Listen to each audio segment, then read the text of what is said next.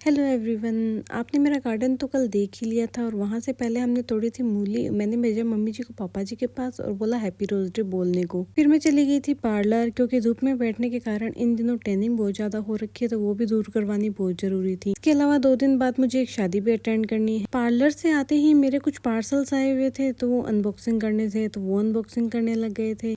इनमें क्या है और ये किसने भेजे हैं ये तो हम आपको बाद में बताएंगे, क्योंकि ये किसी ने किसी के लिए सरप्राइज भेजा है, वो हम वीडियोस के थ्रू रिवील नहीं कर सकते। तो इनको खोलने के बाद मेरे चेहरे की खुशी तो आप देख ही सकते हैं। फिर दोपहर में थोड़ी देर सोने के बाद मैं उठी शाम को, और उठते ही मुझे बहुत जोर की ठंड लग रही थी, तो मैं शॉल ओढ़ के बाहर ही बैठ गई थी, क्योंकि धूप में तो मैं आज बैठ नहीं सकती थी, क्योंकि मैंने क्लीन अप करवाया था। क्लीन अप करवाने से मेरा फेस तो ग्लो कर रहा है, बट डार्क सर्कल कैसे दूर करूँ ये आप लोग जरूर बताइएगा। इवनिंग में फिर हम बनाने लग गए थे केक, क्योंकि 1 फेब को अथर्व के पापा का बर्थडे था, वो हम सेलिब्रेट साथ में नहीं कर पाए थे, तो हमने आज कर लिया था।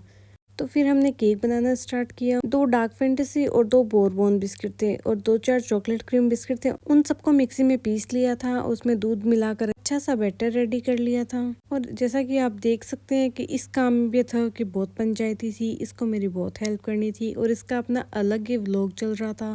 जैसे ही मैं अपने काम को छोड़कर इधर उधर जा रही थी, ये कैमरा ऑन करके लग जाता था, देखो ना गाइस मैं क्या कर रहा हूँ।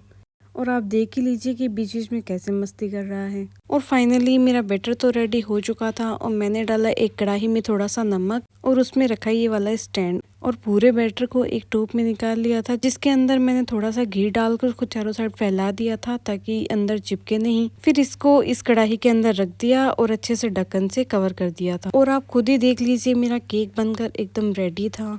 इसको बनने में थोड़ा टाइम तो लगा था, इसको मैक्सिमम 40 मिनट के करीब लगी थी। फिर इस केक को मैंने निकाल के 2 पार्टीशन में कर लिया था, और ऊपर से डाल दी व्हिपिंग क्रीम, और मेरे पास चॉकलेट चिप्स पड़ी थी और चॉकलेट भी पड़ी थी, भी अच्छे से डाल दी थी। और ऊपर से दूसरा वाला पार्ट लगा के उस पे शुगर सिरप डाला, और फिर ऊपर से व्हिपिंग क्रीम लगाकर अच्छा सा उसको डेकोरेट कर दिया था। तो ये था मेरे केक का फाइनल लुक। इस पे मैंने चॉकलेट से नाम लिख दिया था। व्हिपिंग क्रीम के लिए मेरे पास बीटर नहीं था, तो मैंने इस मिक्सी में ही अच्छे से ग्राइंड कर लिया था, बट ये अच्छे से बीट नहीं हो पाई थी। अथर्व को भेजा मैंने केक लेके उसके पापा के पास, और वो बहुत खुश हो गए थे केक देखकर।